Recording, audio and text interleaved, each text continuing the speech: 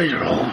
Right, I'm with Chief Minister of Jersey, Ian Gorst, and we're in the Cyril de Marcon house. Incidentally, did you ever know Cyril de Marcon? No. It was a strange sort of guy. I mean, so I was looking for film of him the other day. There's very little film of him, and there'll be plenty of film of him. Because one of his statements, one of the few statements, Jersey is a politically stable refuge for funds arising on an international basis. And I wrote about it the other day, and I was thinking about you. Is it politically stable? Is Jersey politically stable now, at this moment? Well, I think generally it is, but we're facing an election where, because we've now got a single election day, and a lot of experienced politicians are stepping aside, there is an opportunity for some of that stability to be eroded. And yet at the same time, there's an opportunity for change. Right. So we'll see what the electorate decides. Did you anticipate, when you declared you're going to stand, did you anticipate that so many existing members would not be standing again? I knew that some were seriously contemplating it, right, but I didn't know all of them that were contemplating it. Would it have made any difference if you'd known the fullness of it all? Because obviously you're losing a lot of colleagues. It might have made me more determined to stand again earlier. Really? Because that's another. I mean, these are the sort of areas I'm looking at. Because you've declared you want to be Chief Minister again. If you are Chief Minister, are you happy, satisfied that you will be able to form a Council of Ministers? Are you happy that we've one that you can work with?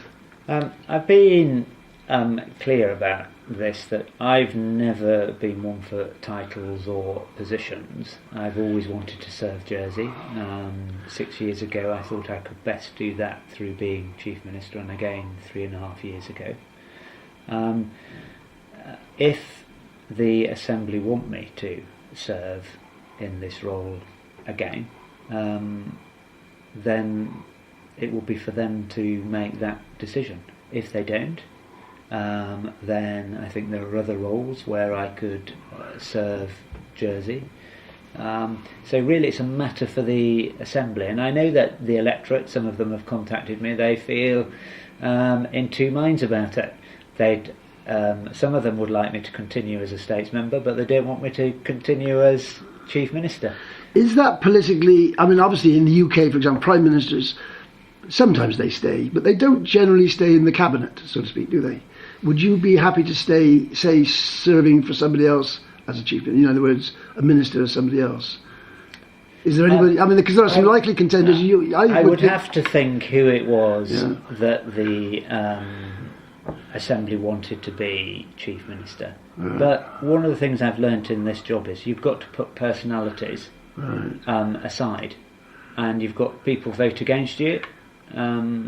And you've got to move beyond that in our system and say, okay, well, I'm still going to step forward for a job or do something or work with those people because I think it's in Jersey's best interest, even if they might have said something terribly about you a fortnight before or a week before, or voted against something that you thought was really important. And that's not an easy thing to be able to do that, but you very much have to. Because obviously it should be on policies, and this is one of the strangenesses about the Jersey system, that people don't get elected for ministerial job on their policies. They get, say, well, would you want, they have a sort of a voting system, would you want the job? Yeah, I'll have the job. And then the Chief Minister has to try and sort them into some sort of a cohesive council of ministers, which is a bit of a strange system, isn't it? So I've worked with people right across the Assembly. Sometimes I think the Council of Ministers have been a little too divisive and not prepared to work across the political spectrum. I think that whatever happens during the course of this election, the next Council of Ministers will need to be more consensual and work right across the political leanings of the Assembly. But one of the things you know from politics elsewhere in the world is, yes, people get voted on in manifesto of policies, but all of the personal, individual, who's going for what job and whether they put their personal priorities or personal careers ahead of the party and therefore the country. That happens in parties as well. Yeah. You could say it's just a little bit more open and obvious in our system, but it's very much there. For the first time ever, there's a realistic possibility of a strong party in the new States Assembly, more than the three they've got there now. Obviously, some of those will want to be ministers. Could you work with party members in your Council of Ministers if you were the Chief Minister? Yeah, I can work with party members. I've worked with members of what's now the Reform Party, sometimes when those members weren't in the Reform Party, and then since they were.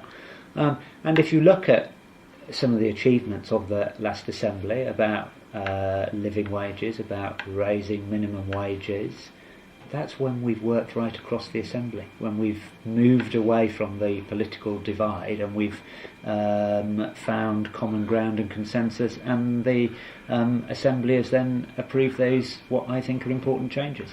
The other aspect of is Jersey still a politically secure place, politically stable, as Sir Audley Warnacott used to say, is of course Brexit and the discussions you've been having this week in London, which all adds to the instability, doesn't it? So, I mean, obviously you can't predict what will happen. I think you're wrong in your analysis of the constitutional relationship, and maybe we can discuss that. But Brexit is very much unknown. Are you quite sure that Jersey will be sufficiently politically stable after Brexit to maintain the sort of international?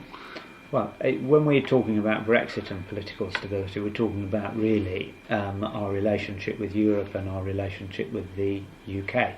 So, of course, we know that the UK government understands fully what our aims are through the Brexit process.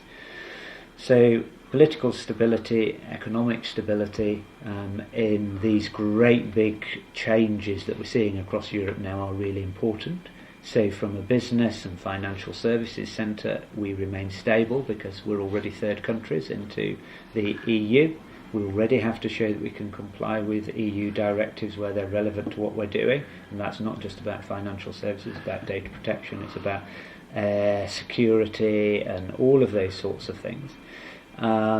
When it comes to the UK, we want to remain in customs union with them, we want to remain in the common travel area with them. All of those things, it's unlikely there might be change around the edges, but there's going to be no great big change. That's a huge discussion in the United Kingdom at the moment about what that animal will look like, whether there will be a common travel area, whether there will be customs union, whether there's some hybrid of customs union. But there's two bits of the customs union. So there's the customs union between England, Wales, Scotland, Ireland, Northern Ireland and the Crown dependencies. That I absolutely expect there will be a customs union just like there is today. What they're then, with Northern Ireland, with Republic of Ireland, we shall wait and see. What the UK is talking about is a bespoke customs union between them and Europe. And of course, yes, we don't know what that will look like. That's all up for negotiation. It is up to negotiation, but our relationships, third country and all the rest of it, are dependent upon a set of existing arrangements. If those existing arrangements fall by the wayside, things like third country, the 27 countries in the European Union may say, well, we're going to tear all that up, we're going to start again, as far as the Crown dependence and the overseas territories are concerned. No, because we're not the only third country and designated as such by the European Union. The third countries are all of those countries designated as such outside of the European Union. But they're not part of the Brexit negotiations. So they're not suddenly going to tear all that up, are they? Why not? But they may think, because they themselves want to remain and have stable relationships with the rest of the world. That's important for the European bloc as well. So we expect that to stay the same, because that's built on us showing that we have compliance and legislation in place which is equivalent. Now, this is why the UK is wanting to negotiate a bespoke deal with Europe, because this idea of third country and equivalence was not developed for a member state that then left the bloc. And that's why they need to think of a different way of dealing with it. So they're taking absolutely the right approach. But in that approach, then that means that I think your thesis of it's all going to be ripped up doesn't quite stand. Well, I'm not saying it will be, but it's a possibility, because I can't see why. Why should the 27 other countries in the European Union tolerate what? I mean, obviously, the latest initiative that you went to London to negotiate was based upon a European Union initiative, the Part 5 of an agreement, the anti-money laundering and so on. That's part of that. And it was the European Union that required the UK government to urge dependent territories and the overseas territories. No, they've left the Channel Islands. They've left the Channel Islands for the moment. Yeah, but let's look at what that was. So, post the Lochern summit with the previous Conservative Prime Minister David Cameron, he committed the UK to a public register of beneficial ownership for companies, and he urged the Crown dependencies and the overseas territories to also create a beneficial ownership register which complied with international standards. Now, we already had a beneficial ownership register, and we'd had it at that point for 20 odd years. It's now been 30 years. At the same time, or post that, the European Union were developing the 5th Anti-Money Laundering Directive. In the 5th Anti-Money Laundering Directive, it says that the member states will seek to create public registers of beneficial ownership for companies, not for trusts, and that's quite important. The UK there's some doubt about trusts. Lobbied so that only certain trusts were. The wording is quite technical, but what it broadly means is that trusts like the trusts that we have here are not included in that. So that's what member states have to do. That's what member states have started to do. But bearing in mind, there's been a case in France going up to the Constitutional Court saying that, by the way, we think there's some human rights and data protection issues here. Politically, they've decided to plough on with that, but there are still those issues that need to be addressed, and nobody's quite yet addressing them. Anyway, so UK parliamentarians have some of them, not all of them, believe that their register is the gold standard. Now, and the reason I make that point is their register is a self-declaratory register of beneficial ownership. And there are people who are already trying to test it and have put bogus registrations on them. Donald Duck is being the director. Exactly, that's one of them. Our register is nothing like that. Our register is held by the regulator. Every company has to fill it in. It's vetted, it's verified, and it's subject to review and has to be updated. Now we've improved it, so it has to be updated when the beneficial ownership changes. So what you've got going on is this idea of because it's public, people like yourselves are much better at investigating than the investigative authorities. And we are saying, actually, we think our register better meets the policy aims that policymakers want, which is about fighting money laundering and fighting the financing of terrorism and fighting all of those things, because we are automatically exchanging that information. We had something called the exchange of notes. We recently published a review of that from the UK's point of view, which says it's working really well. Do you not think, for example... Which says it's working really well. Now, the question is our approach and is the UK's approach, are they over time, and that time may not be that long, are they going to come together where the international standard ends up being our approach, but public, with various caveats for client confidentiality and those sorts of things. And if you want an answer to that, I think they probably will. But be in no doubt that international reviewers recognise right now that our approach better meets the policy aims of policymakers and the global fight against anti-money laundering and the financing of terrorism than a simple self-declaratory public register. So, what are we doing with the 5th Anti-Money Laundering Directive? Well, it's not actually yet even been published in the official journal. We expect that to happen any time, and officials are here already thinking about how are we going to consult on it and what our response to it will be. Because the overseas territories, at the moment, as far as we understand, are going to be obliged. There's no law, but they're being urged, to such an extent they're saying, well, we're urging you, if you don't do it, we will legislate for you. And they're up in arms, some of them now, some of them sort of threatening independence in order not to do it. So this is what the European Union is afraid of, isn't it? No, so what... well, UK parliamentarians used, I think, the 5th Anti-Money Laundering Directive as a standard that was going to happen in Europe, and the member states had to comply with, saying they wanted their overseas territories to comply with. So there were 2 amendments put by the opposition. One was about overseas territories, which got cross-party support, and then there was one about the Crown dependencies, which had 4 signatures to it. We know that the government hasn't got a great working majority from a numbers perspective, so is mindful of parliamentary losses and the effect that that will have on other negotiations and other important legislative items it's got to get through the House of Commons. So we spoke to ministers, UK parliamentarians. And who did you speak to? Who did you speak to? No, I can't. I'm not going to tell you that. Well, no, we're the people. We need to know. Who's negotiating? Who's negotiating on our behalf? Who are they negotiating with? Because, well, you know who's negotiating on your behalf. You're sitting in front of him now. Only you? Not only you. Sir Philip?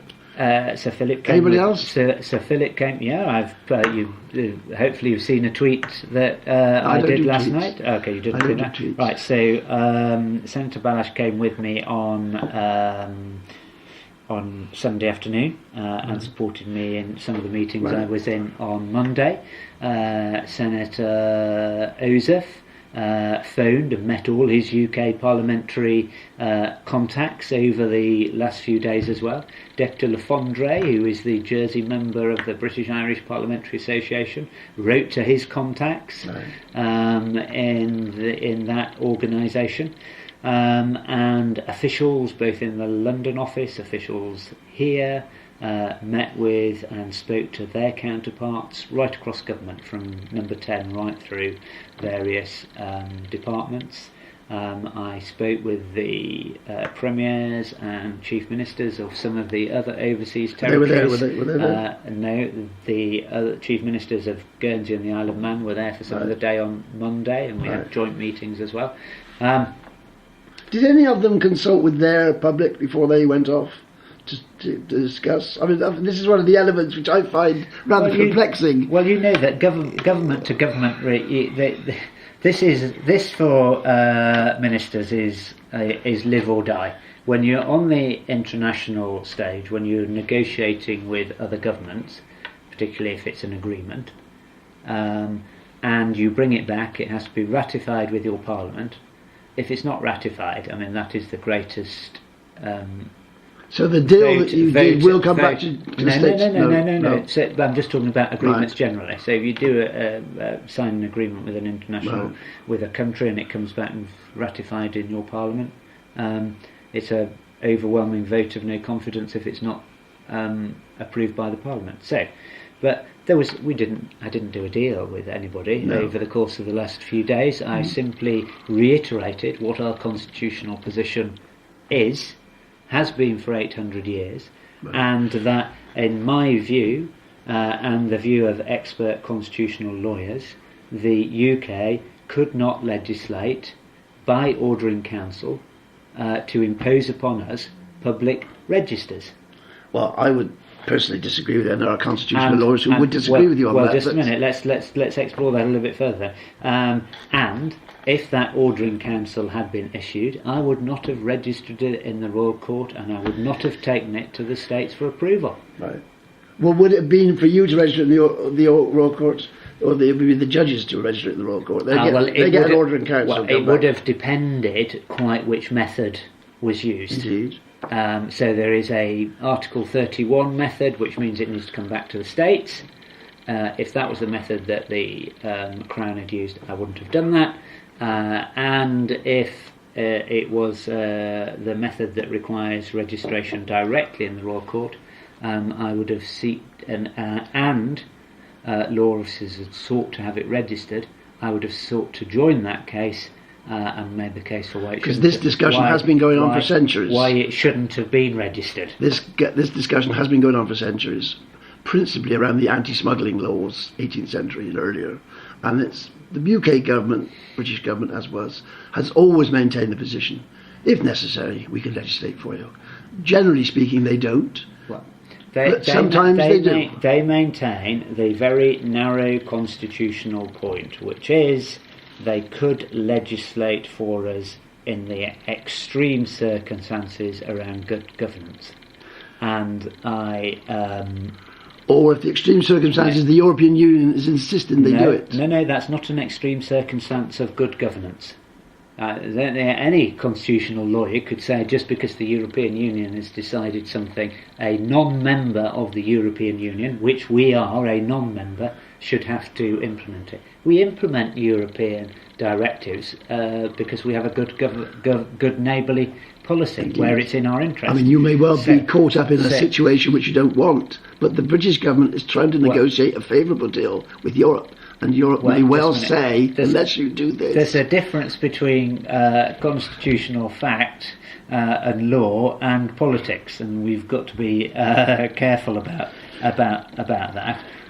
I take the view, and I think every Jersey government would take the view, and every government of the Crown Dependency, we would never... I can't envisage a point where we will get to the point where the UK would be in a position to legislate on good governance issues, because we'd have already have had a conversation and a consultation and either accepted or challenged something in the courts if we didn't agree on it. The arrangement, the discussions you had, the urging which was being wished upon the Channel Islands and the overseas territories. The overseas territories have they've been told they've got to get on and do it. It's not quite so harsh here. Did you give any sort of an agreement? You sort of implied that this is going to happen in the fullness of time anyway. Somebody's arrangement is going to be accepted. But did you say, yes, okay, the fullness of time, this is what we're going to do. We're going to have an open register. I have said what I always say. When a public register becomes the international standard, then that is the day that we will have one. When you say international, it wasn't necessarily little places in the Pacific which have got a pub where they operate a taxation regime. No. International standards are decided by the international standard setters. And if you looked at what the UK government brought forward as an amendment, which the Speaker didn't let them debate, that amendment pointed to the international standard setters and public registers becoming an international standard. So you're not waiting for the most extreme place on the globe to do it. You're following the best practice of international standard setters. In practical terms, bearing in mind the Panama Papers and all the rest of it, the information you discover in one place and it leads you somewhere else. Lots of Jersey businesses, finance businesses, have got establishments in the overseas territories. Now, if they're registering companies which finish up in the overseas territories, the beneficial ownership of those companies will have to be revealed, won't it, on the public register. So it'll be possible by the tracing them back to Jersey origins, if they've got Jersey origins, to discover lots of this stuff by clever investigative means, won't it? Well, I don't have all the statistics for the number of companies which are registered in the overseas territories that are managed here in Jersey, but we do know that those who've got companies registered elsewhere will be thinking about that. But this is not over yet. If you've read some of the media of comments made by the various prime ministers and premiers, only this morning I think representatives of some of them were saying they're considering all of the options. So there will be time. This bill is not yet completed its passage through Parliament. It's not been signed by Her Majesty. So there are all sorts of routes that the overseas territories might use. I noticed that Bermuda, for example, was sort of saying today, we might look at independence. Well, of course, they were offered independence some years ago and declined it. So there's, for some reason, what would seem a small reason, they're deciding, well, we might go independent because there's so lots of tests are going to be taking place. It's the constitutional issue that's the big issue. Yes, well, we disagree on that. And you took Sir Philip Dash with you. I mean, if you in your Council of Ministers, as you imagine, obviously he's a key figure. He's a very important figure. Knowledge. He's got the content. Can you imagine anybody of the candidates who are up for election now that could possibly take his place? There are people that could think so? That could do that job. They'd do it differently to Philip. They wouldn't have the experience that Philip has. But part of politics, part of being a minister, is being appointed, is learning your brief rapidly, and being supported by good officials and by ministerial colleagues. Would you have to be a lawyer? No, not necessarily. No, we've got legal advisors who advise us on constitutional law. We've called on some of the most eminent constitutional lawyers in the United Kingdom as well. You're from a farming family. Now, why didn't you go into farming? And it may seem a silly question, but why did you elect not to go into farming? Well, like many people of my generation, we are the first generation of our families not to be farming. And why is that? Well, I suppose because it was at a time when the economics of farming was less favourable. Farming is very much a lifestyle choice. Like many people of my generation, before I went to school, we had to go out and do our jobs around the farm. When we got back from school, we had to do our homework, and then we had to go and do our Obviously, I'm asking this question because of Jersey implications about farming. So it's the economics are more difficult. It's not the lifestyle that people want to choose and live now. So we'll come on. If we've got time, we'll discuss Jersey farming. But your other branch, your in-law family, had a hotel. Now that hotel has now been redeveloped. That's a trend which is going on, isn't it? The key tourism activities also, like farm. There's going to be 15 dairy farms in a few years in Jersey. After the war, there were 1,000 plus small dairy farms. Now it's all the scale bases, everything that goes with it. Now you've elected to come out of, and your family's come out of hotel, tourism, farming. Why should anybody go into those businesses? Why?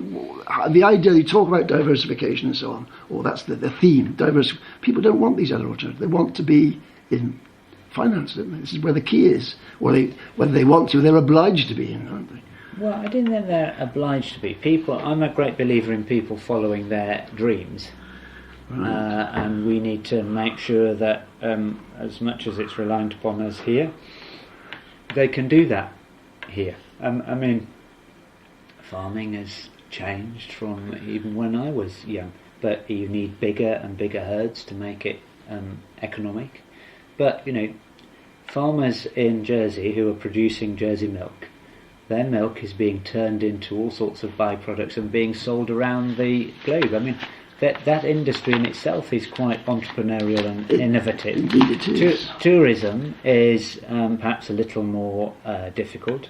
Some of the lower starred establishments have found it difficult to compete from an investment perspective, and the travelling public and the staying public expect more and more for their the pound that they spend, and so some family businesses have decided that that's no longer for them. But there are other hotels who are investing and renewing, and they are seeing their numbers increase. I mean, okay, we've seen reduction in the number of beds, but we've seen good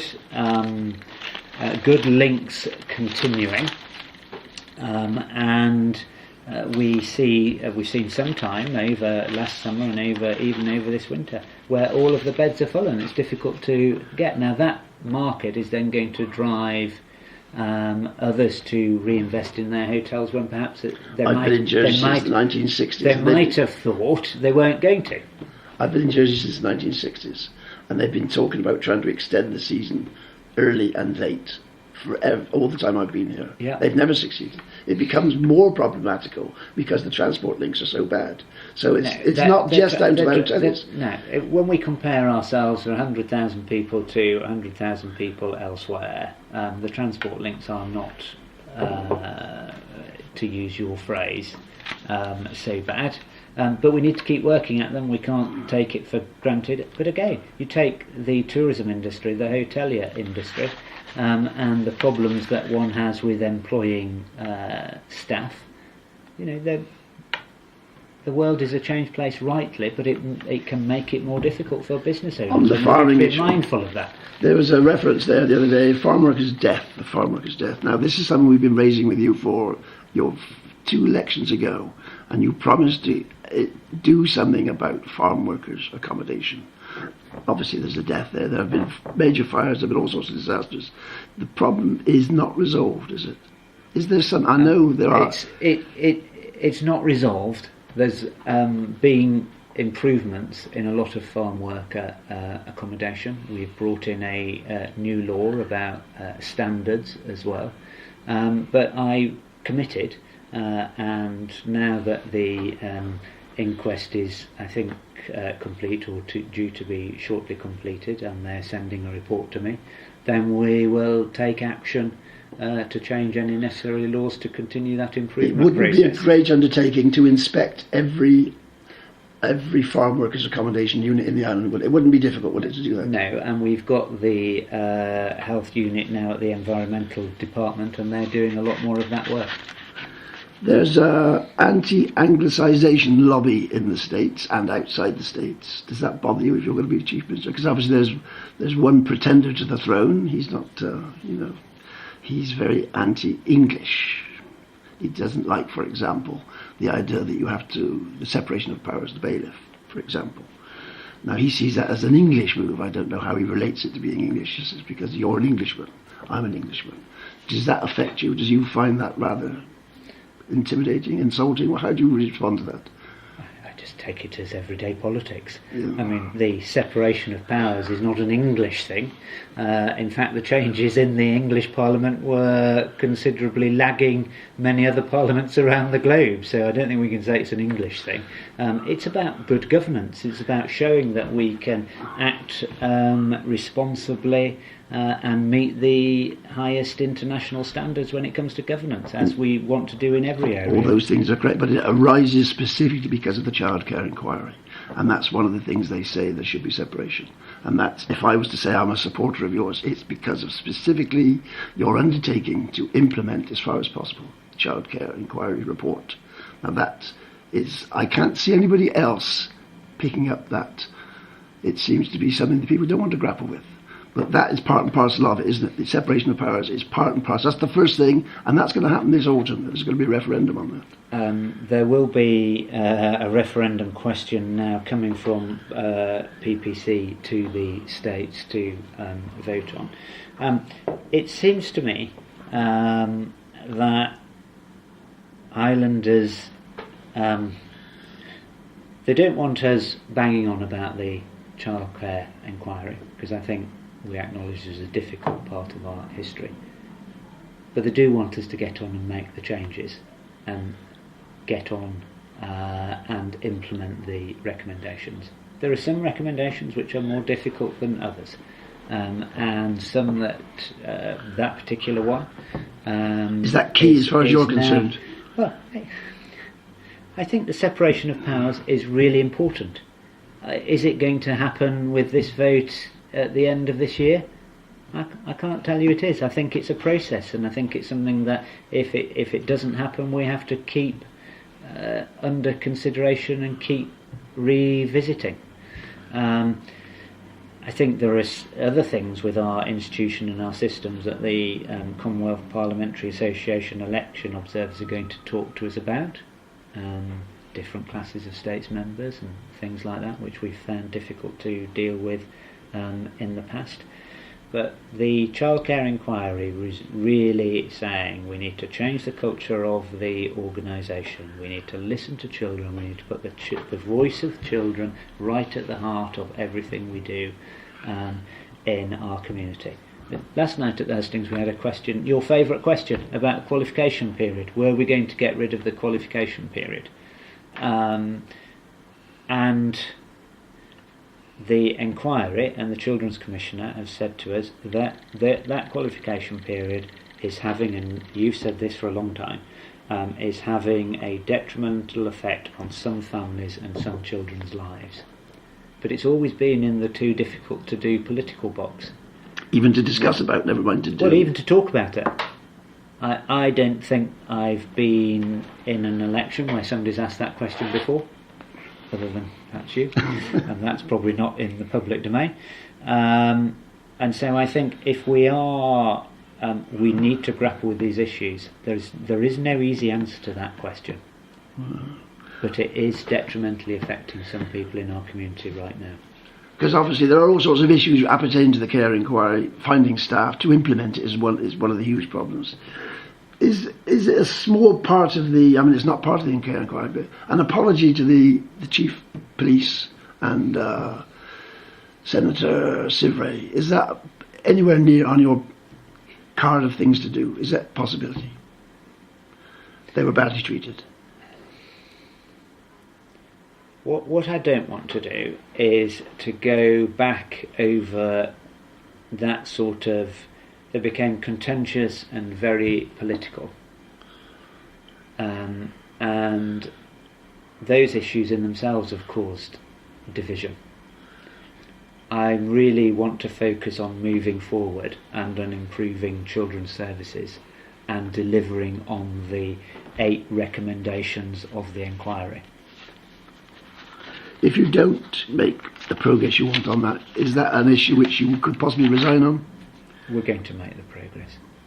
You've appointed a commissioner, which is, I think everybody was in favour. They wanted the minister, or they wanted the commissioner, or they wanted an outside person or somebody to... We're going to need both.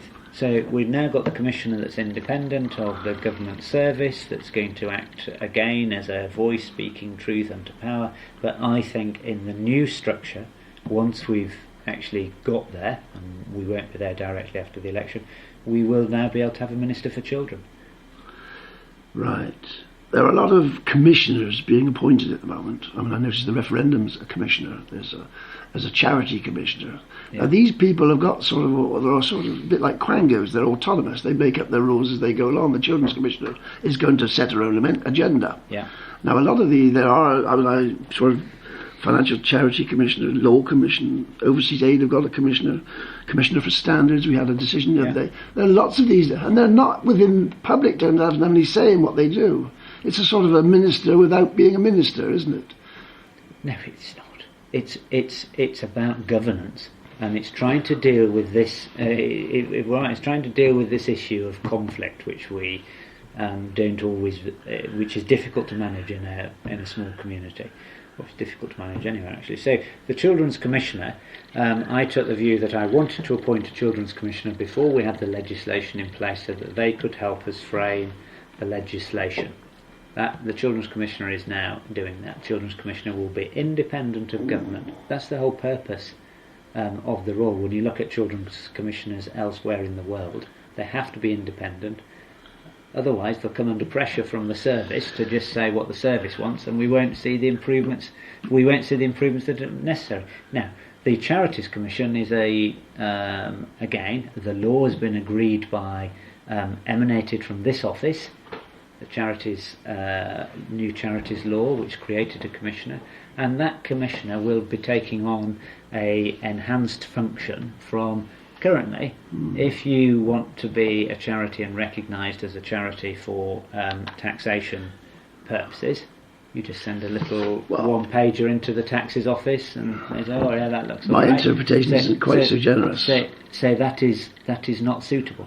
So you do need a charities commissioner to independently do that work within the framework of the law that the states agree. He called a public meeting the other day and I wasn't allowed to film it. Now that sort of told me something about what the role is. And my interpretation is the charity commissioner, the role is in two houses, the law is in two houses. Most of the law is about trusts, because the international world wants to see that trusts, this is part of the regulation, of trust. It's not about genuine charities at all. That's a sort of a peripheral. And I'm very worried about genuine charities. They're going to be squeezed out, and it's going to become so bureaucratic. Lots of little charities will disappear.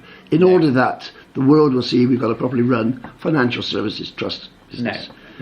And if you look at the model that we took when we were developing it, we took so long to develop it because it needed to be right for. You didn't know it was going to fund it. That's why it took so long. Well, that was part of the issue as we went along. For Jersey charities, then they'll need to be right for Jersey charities, and a secondary byproduct of that was that it also supported the charitable sector in financial and business services. Because somebody was suggesting this, they should even be on top of that, sort of a minister for charities. And I thought, well, what on earth now? We've got a charity commissioner, what more can we have? Well, I think they were talking about a minister for the voluntary third sector rather than just for charities. And part of your children's brief is that you're consulting much more actively with young people. And I thought, well, that's commendable, you're consulting. But I don't see the same initiative with consulting with adults, people who aren't children. And I don't see going out in the same way, setting up all these panels. I mean, I know there are panels, there are consults, but they're very, you know, it doesn't work in quite the same way. It doesn't. The children's panel that supported the recruitment of the Children's Commissioner was absolutely first class. They did a fantastic job. They met the candidates. They had they hit the nail right on the head, and they were really helpful in the final recruitment decision. But they, as a youth panel, are going to be used for lots of other consultation and communication as well. I think we're going to need an adults panel to do much the same. The health minister wanted to set up a huge bureaucratic health panel with a commissioner involved, which was going to be, as far as I know, it's been voted out. It was so bureaucratic, it was just ridiculous. It doesn't need to be a big bureaucratic process, but no doubt we'll argue about who wants to be on this panel and how we're going to select them. But I do think it will be a really worthwhile project to actually have a standing panel, good number of people that could, for any given issue, come in and give us an opinion, and we could bounce ideas off. In the press, he's referred to as Charlie Parker. I don't know if he objects to being called Charlie Parker, but Mr. Parker, he's the new Supremo. We've heard most of it before about silos and improving the civil service, making it. I mean, we've heard this from Mr. Ogley's day, and everybody's said the same things. Though I don't know what he can do, this guy, which is going to be different. He's employing lots of people from outside, which may or may not be a good thing. But the reforms he's going to make, or proposing to make, sounds like, again, you've got these, there'll be he's got another supervisory Supremo, I forget what his name, an auditor, or it sounds like an accountant's type role, and every department's going to have an accounting officer. Yeah. Now, this sounds like, again, it's getting more and more out of the touch of the people. They've got elected people to do all that, haven't we? That's what the election's all about, isn't it? No? You don't vote for people to actually day-to-day manage and count the money, do you? Well, there's lots of candidates at the moment who are saying that's what they're going to do. No, we should be voting for politicians who are going to deliver policy and strategy and make sure and hold their officers to account for delivering on those, with proper performance management, proper management of money, proper reporting, and reporting into the public domain as well. The difference, I think, this time, you tell me it's all been said before, we've been through savings projects before, that's absolutely right, is that I've already asked the states to change the law and change the accountability structure, so that there is now one person at the head of the civil service who is directly accountable to council of ministers and is answerable to the states. He or she in future will delegate down that accountable officer function to chief officers or director generals, and ensure that the money is spent well and efficiently and effectively. But this is a job which is long overdue, and for me, again, it arises out of what the inquiry panel said about changing the culture, changing the structure, and changing the silos. So it might have been said before, but we've now changed the law to enable it to happen. The UK Home Secretary has just resigned, been required to resign, resigned over the use of one word, target. Yeah. Now, that's answerable to somebody. Now, there's a public furore, there's a press furore, but the result was that the senior minister resigned. Now, I can't imagine that happening here. Will it happen under the Charlie Parker regime? Is that going to be more likely to happen? The misuse of words? People, it wasn't just the word target, was it? It was whether there were targets in the department, it was whether the minister knew about the targets, whether the minister was supporting the targets, and it was actually much more about a human story about people who were British citizens and being expelled from the United Kingdom. And do people want to see illegal immigrants removed from the United Kingdom? I think they do. Was the approach taken with this generation of British citizens who had been encouraged to move to the United Kingdom, and then the department had removed their the details about when they arrived and therefore whether they were entitled to future residence or not? It was a coming together of lots of different issues. Do you think Jersey can avoid finding itself in that situation with chasing illegal immigrants, so-called? Because there are going to be so many, after Brexit, there's going to be so many permutations of people here, one nationality, marriages, Jersey person married to a Polish person, or a Polish person married to a Romanian person, or whatever, all these various permutations, all with different passports. And there's this, people have to declare whether they're going to be settled.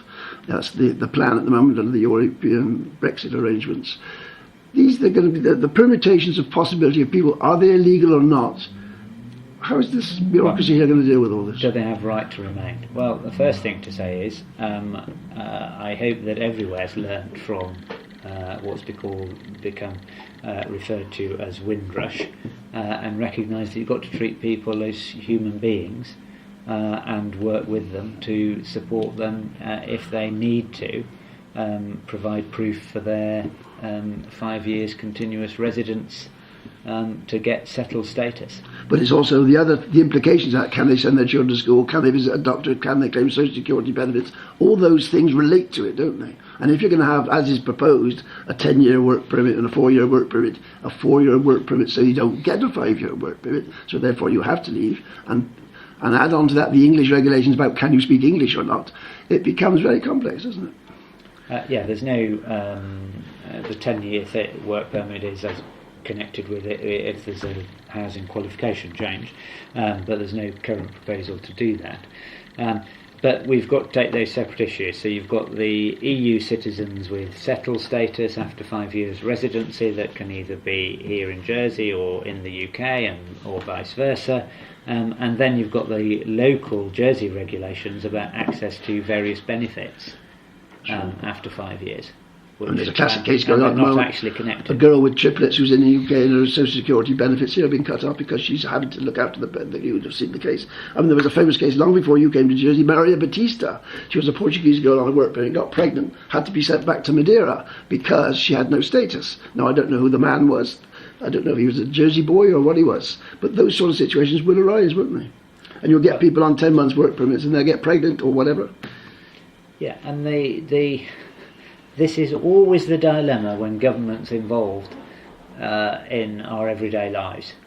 Government wants a straightforward, yes-no, bureaucratic, this is how we can manage it process. There's always people that don't. People's lives sometimes find it difficult to fit into these. They don't fit in with the pattern, do they? So you need to have a humane process underneath that bureaucratic process that can treat people as humans and make people can have plans, but the best way in the world, there's a candidate in this election who all of a sudden one day had a stroke And now he's a totally different person to the person he was. Yeah. His plans are totally different from what he thought they were going to be. Yeah. So it's, anything can happen, can't it? Just finally, because To I any don't... of us. Sorry? To any of us. Any of Yeah. us, indeed, any of us. 1786, which I spent a lot of time in the 18th century, the Gazette de Lille de Jersey was published, the first Jersey newspaper. The first reaction of the establishment here, the Royal Court, was to shut it up. They sued the editor because he was saying critical things. And it wasn't put out of business, but he was much quieter after he got taken to court. It cost him money. The blogs, social media as it's called, I don't know if it's very social, a lot of it's anti-social, but I think it's a force for good because it's allowing people to have access to express their views. I think it's partly because of the frustration that the government is not receiving their views, they're not engaging with the public. But generally speaking, are you for it or against it, social media? I know you engage with it yourself. Yeah, I engage with it. I think that some of the local blog sites and social media are very good. No mainstream media would sit down with me for an hour like you've done and like others have done and try and actually have a conversation about policy issues. Right. So I think that's good. Are people going to watch it and listen to it in the age of where we look at things for a few seconds or a couple of minutes at the most? That I don't know. What I don't like about social media is sometimes the nastiness. Let's try and deal with the issues. Let's try and deal with each other respectfully. And that's what I would say about it. I know you thanked Neil for his participation in the events leading up to the childcare inquiry. I mean, I think you will accept that was a useful activity, a useful public activity.